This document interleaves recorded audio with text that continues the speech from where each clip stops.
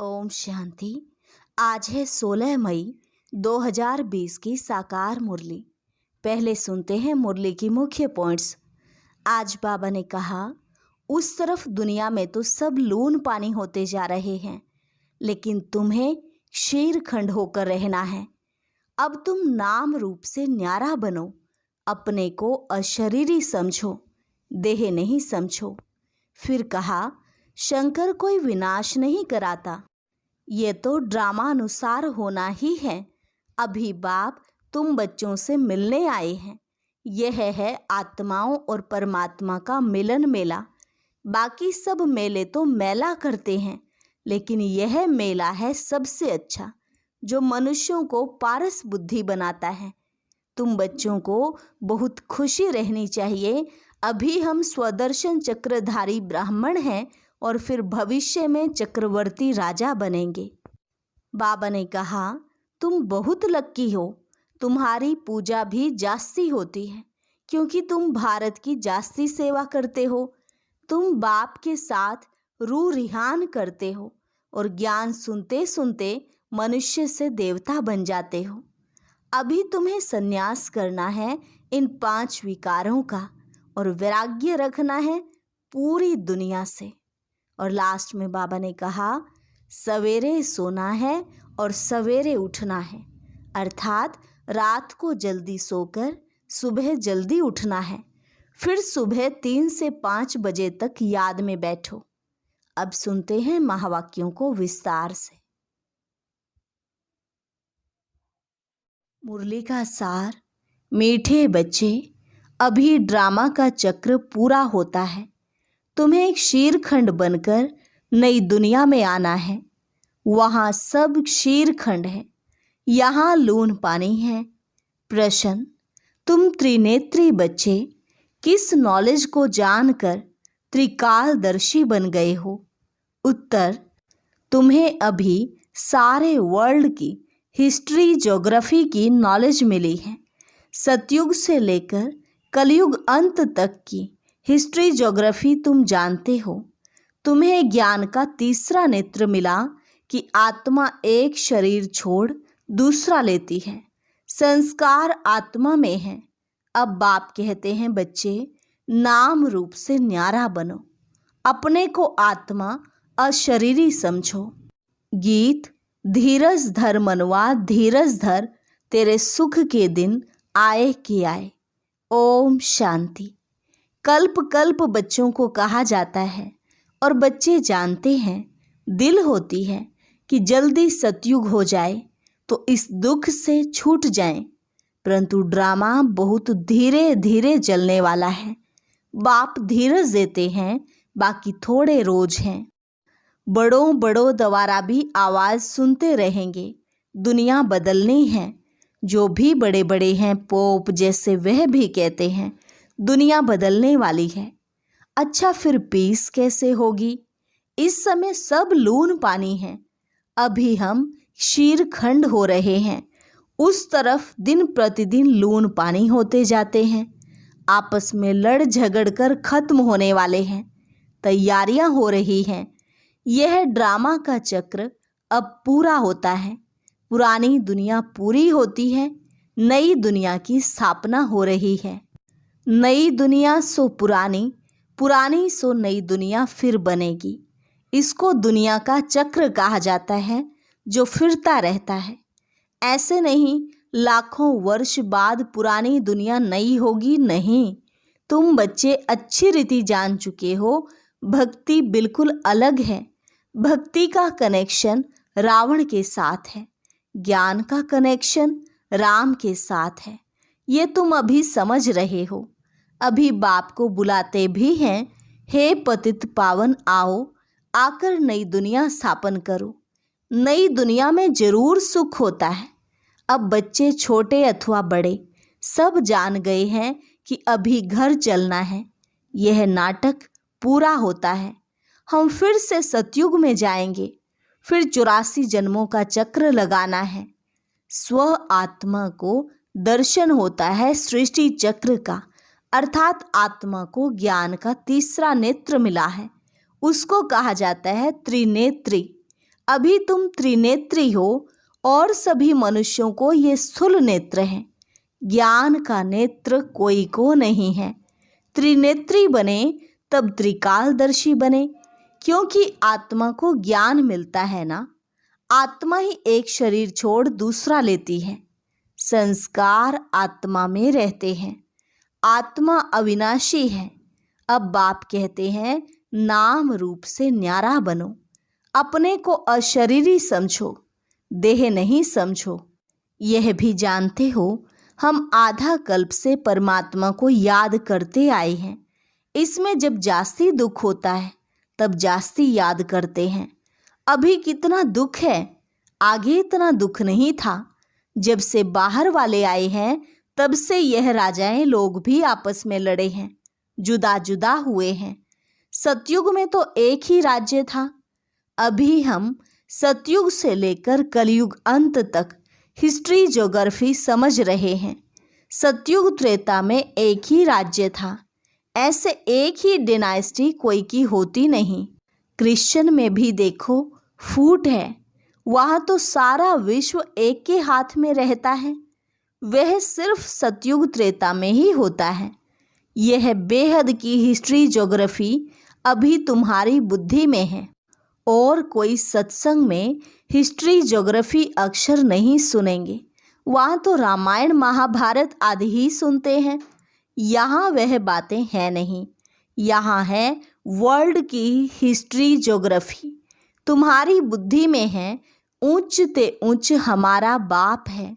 बाप का शुक्रिया है जिसने सारा ज्ञान सुनाया है। एक आत्माओं का झाड़ है, दूसरा है मनुष्यों का झाड़। मनुष्यों के झाड़ में ऊपर में कौन है? ग्रेट ग्रेट ग्रैंडफादर ब्रह्मा को ही कहेंगे। यह जानते हैं ब्रह्मा मुख्य है, परंतु ब्रह्मा के पीछे क्या हिस्ट्री ज्योग्राफी है यह कोई नहीं जानते। अभी तुम्हारी बुद्धि में है ऊंच ते ऊंच बाप रहते भी हैं परम धाम में। फिर सूक्ष्म वतन का भी तुमको मालूम है। मनुष्य ही फरिश्ता बनते हैं, इसलिए सूक्ष्म वतन दिखाया है। तुम आत्माएं जाती हो, शरीर तो सूक्ष्म वतन में नहीं जाएगा। जाते कैसे हैं? उनको कहा जाता है तीसरा नेत्र, दिव्य दृष्टि अथवा ध्यान भी कहते हैं। तुम ध्यान में ब्रह्मा विष्णु शंकर को देखते हो। लोग दिखलाते हैं शंकर के आंख खोलने से विनाश हो जाता है। अब इनसे तो कोई समझ न सके। अभी तुम जानते हो विनाश तो ड्रामानुसार होना ही है। आपस में लड़कर विनाश हो जाएंगे। बाकी शंकर क्या करते हैं? यह ड्रामानुसार नाम रख दिया है तो समझाना पड़ता है। ब्रह्मा विष्णु शंकर तीन हैं। स्थापना के लिए ब्रह्मा को रखा है, पालना के लिए विष्णु को, विनाश के लिए शंकर को रख दिया है। वास्तव में यह बना बनाया ड्रामा है। शंकर का पार्ट कुछ भी है नहीं। ब्रह्मा और विष्णु का पार्ट तो सारे कल्प में है। ब्रह्मा सो विष्णु, विष्णु सो ब्रह्मा। ब्रह्मा के भी 84 जन्म पूरे हुए तो विष्णु के भी पूरे हुए। शंकर तो जन्म मरण से न्यारा है, इसलिए शिव और शंकर को फिर मिला दिया है। वास्तव में शिव का तो बहुत पार्ट है, पढ़ाते हैं। भगवान को कहा जाता है नॉलेजफुल। अगर वह प्रेरणा से कोई कार्य करता तो सृष्टि चक्र का ज्ञान कैसे देता? इसलिए बाप समझाते हैं बच्चे, प्रेरणा की तो कोई बात ही नहीं। बाप को तो आना पड़ता है। बाप कहते बच्चे, मेरे में सृष्टि चक्र का ज्ञान है। मेरे को यह पार्ट मिला हुआ है, इसलिए मुझे ही ज्ञान सागर नॉलेजफुल कहते हैं। नॉलेज किसको कहा जाता है? वह तो जब मिले तब पता पड़े। मिला ही नहीं है तो अर्थ का कैसे मालूम पड़े? आगे तुम भी कहते थे ईश्वर प्रेरणा करते हैं, वह सब कुछ जानते हैं। हम जो पाप करते हैं ईश्वर देखते हैं। बाबा कहते हैं यह धंधा मैं नहीं करता हूँ। यह तो जैसा कर्म करते हैं उसकी खुद ही सजा भोगते हैं। मैं किसको नहीं देता हूँ। ना कोई प्रेरणा से सजा दूंगा। मैं प्रेरणा से करूं तो जैसे मैंने सजा दी। कोई को कहना कि इनको मारो, यह भी दोष है। कहने वाला भी फंस पड़े। शंकर प्रेरणा दे तो वह भी फंस जाए। बाप कहते हैं, मैं तो तुम बच्चों को सुख देने वाला हूँ। तुम मेरी महिमा करते हो बाबा, आकर दुख हरो। मैं थोड़े ही दुख देता हूँ। अभी तुम बच्चे बाप के सम्मुख बैठे हो तो कितनी खुशी होनी चाहिए। यहाँ डायरेक्ट भाषण आती है। बाबा हमको पढ़ाते हैं। इनको मेला कहा जाता है।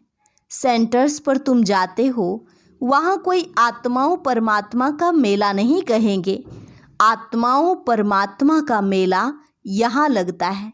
यह भी तुम जानते हो, मेला लगा हुआ है। बाप बच्चों के बीच में आए हैं। आत्माएं सब यहाँ हैं। आत्मा ही याद करती है कि बाप आए। ये सबसे अच्छा मेला है। बाप आकर सब आत्माओं को रावण राज्य से छुड़ा देते हैं। ये मेला अच्छा हुआ ना, जिससे मनुष्य पारस बुद्धि बनते हैं। उन मेलों पर तो मनुष्य मैले हो जाते हैं, पैसे बर्बाद करते रहते हैं, मिलता कुछ भी नहीं। उनको मायावी आसुरी मेला कहा जाएगा। यह है ईश्वरीय मेला। रात दिन का फर्क है। तुम भी आसुरी मेले में थे, अभी हो ईश्वरीय मेले में। तुम ही जानते हो बाबा आया हुआ है। सब जान जाएं तो पता नहीं कितनी भीड़ हो जाए। इतने मकान आदि रहने के लिए कहाँ से लाएंगे। पिछाड़ी में गाते हैं ना, अहो प्रभु तेरी लीला। कौन सी लीला? सृष्टि के बदलने की लीला। यह है सबसे बड़ी लीला।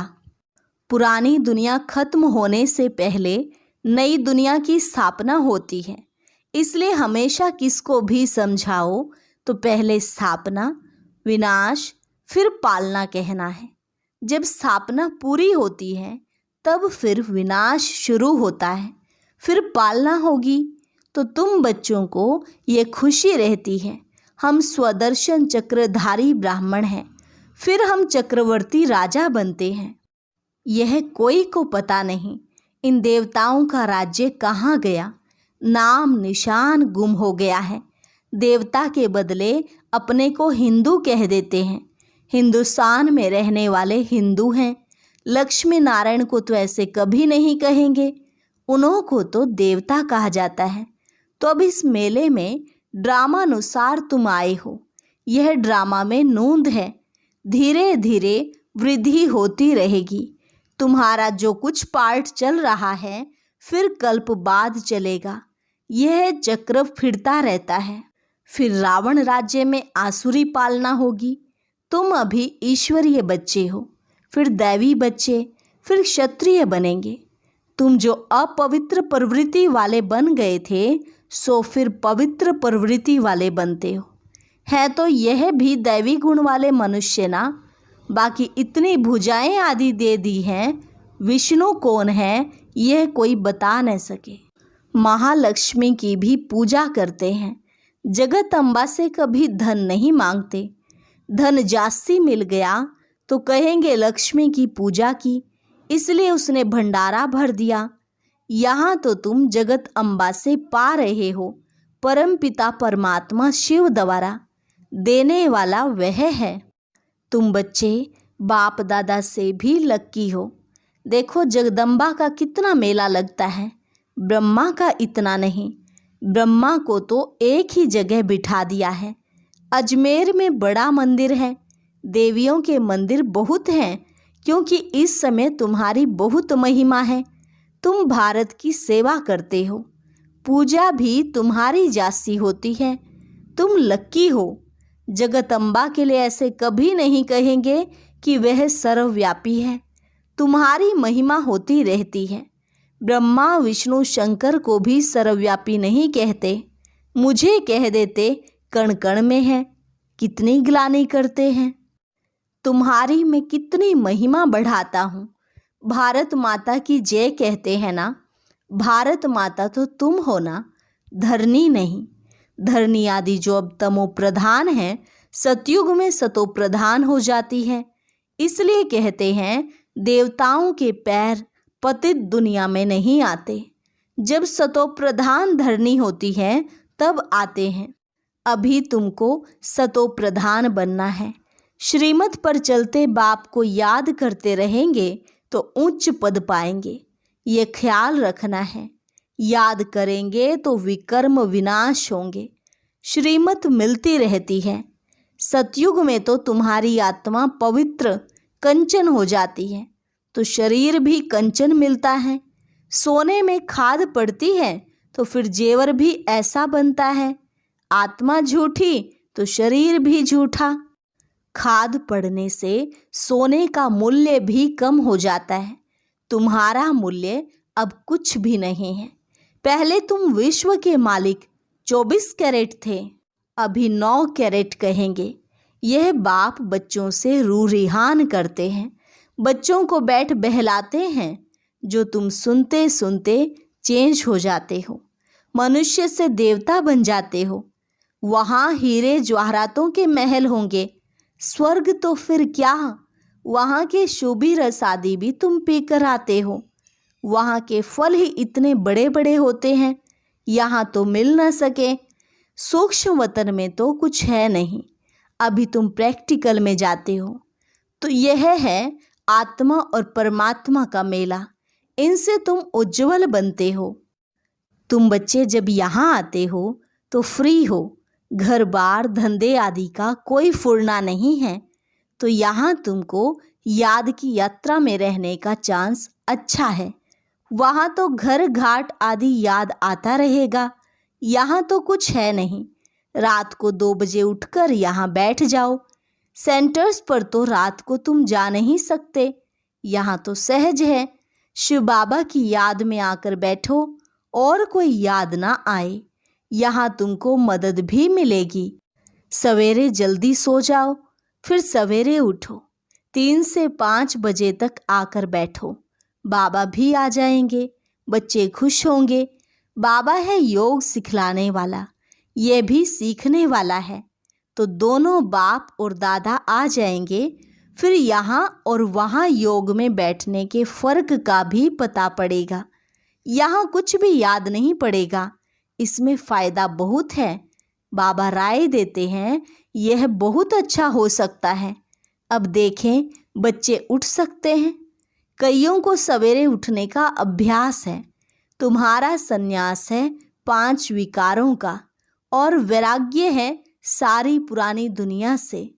अच्छा, मीठे मीठे सिकिलदे बच्चों प्रति माता पिता बाप दादा का याद प्यार और गुड मॉर्निंग। रूहानी बाप की रूहानी बच्चों को नमस्ते। धारणा के लिए मुख्य सार।